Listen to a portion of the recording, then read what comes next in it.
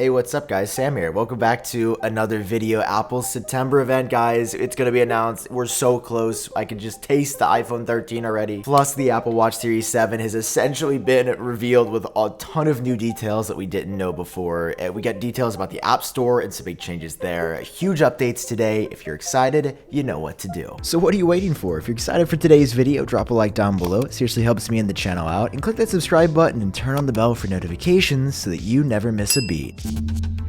Alright guys, kicking things off, I do want to start off with the September event because I am just banana pants excited for this. And I know that this is cringe, and I know I'm an Apple fanboy, and I know most of you have probably actually feel the same way because this is an Apple channel and this is what we do. So Apple's first event of the fall is expected to take place on Tuesday, September 14th, which is in just over a week. But being a digital event, there's a reason that Apple hasn't announced it yet. Apple announces digital events just 1 week before they happen, and well, if it's going to be the 14th, we're expecting invites in 24 hours on the 7th of September. Both John Prosser and Mark Gurman have said that invites will be going out this week, so keep your eyes peeled. Obviously, we'll have a huge video as soon as invites go out to see what Apple's hinting at, to see what they're talking about, to see what the new graphics look like for this event. I mean, just think, right now they've already filmed the event. They're just sitting on it, and they're gonna announce it super soon. So just wanted to remind you, like, we're here. The iPhone 13 is literally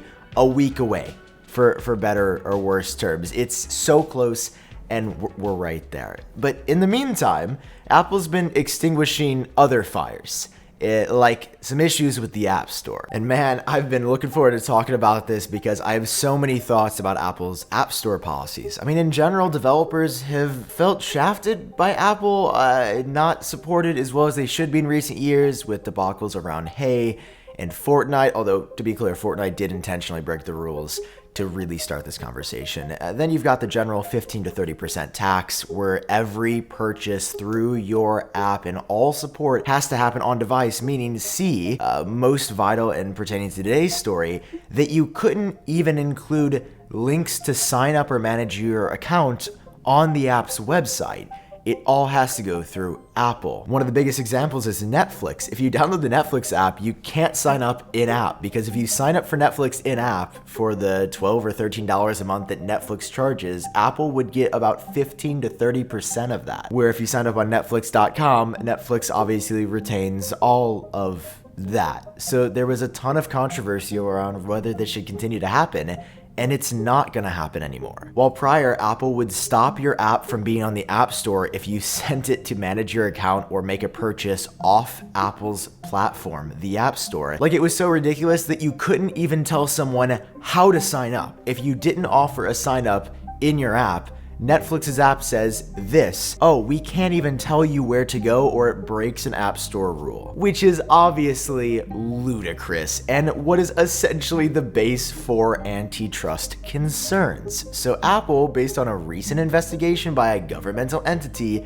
has decided to change their policies globally. For reader apps, which they define as movie, TV show, books, it was kind of a weird definition that, like, games aren't included here, but for these very specific apps, this is at least a start. You will now be able to tell people how to sign up and where to sign up outside of the App Store, managing your account, and also making purchases. Listen, there's a lot to say about Apple having the rights to their company and making those decisions, but there's also a point where, hey, this is just objectively not right and not fair. And not being able to even tell people how to sign up for your service outside of Apple's 15 to 30% tax, I believe in my heart and soul that was unfair. And now it's changing early next year. So look out for that. You're gonna see some pretty big changes in probably a lot of your favorite apps.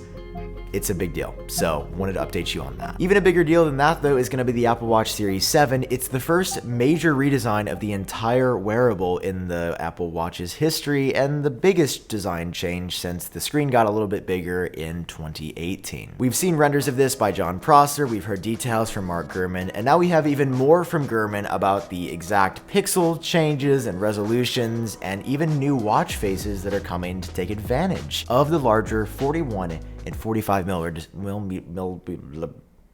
millimeter displays. First up, some amazing visualizations from 9 to 5 Max Parker Ortolani, who shows us how much larger the new screen is going to be and what it's actually going to look like. It's different to say it's going to be a 1.9-inch display and actually saying, oh, it's going to be 16% more pixels than the Apple Watch Series 6, 5, or 4, which I think looks phenomenal. With the thinner bezels and the flatter edge design of the product, they're starting to sell me on it. I'm still skeptical that that's going to look good as a piece of jewelry on your wrist, but the screen being a bit larger is promising. And with that screen size increasing, I was thinking to myself, oh God, is this just gonna be an iPad situation where it's iOS blown up for years with essentially zero additional functionality just on a larger screen?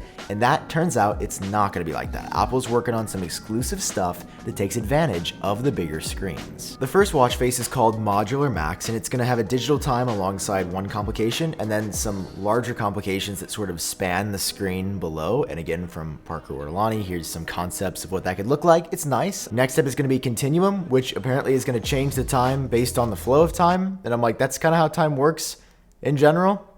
But cool. Another exclusive watch face called Continuum. I'm honestly confused about what that actually is. I guess we'll have to wait and see. And then Atlas has already been leaked by Apple, actually back in a WWDC developer session. They didn't mean to show this, but it's a new watch face that will be exclusive to the Series 7, where you can see all these time zones at once. And it's the only one of the bunch that we actually have confirmation on. I don't know why I love these small leaks, but this is the watch face. This was at an official Apple session. This is not a leak. This is not a rumor or a guess. This lines up exactly with what Gurman expects to see as an exclusive on the Series 7. And then for Hermes and Nike watches, which, I mean, if you're spending that much on a Hermes watch, I don't know, I've never met a person. I think you're probably some kind of alien life form. But if you do, there'll be a new watch face where there's some changes on the face hour by hour. So pretty minimal. And for the Nike watch this year, this actually sounds kind of cool. It sounds like it's going to use the accelerometer and gyroscope in the watch to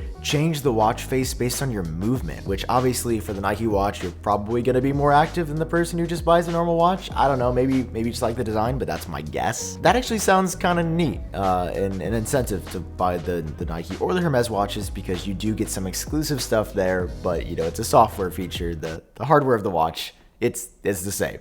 Hermes, Nike, stainless steel, aluminum, $400 to $20,000. You know, it's the same watch, so it's kind of hard to justify in my opinion. But by far the biggest update we have is on the launch timing, because you remember that report from a couple days ago saying that the Apple Watch production hit a huge couple of hiccups and that we didn't even know if it was going to launch in September after all. We've got great news. We've got such good news.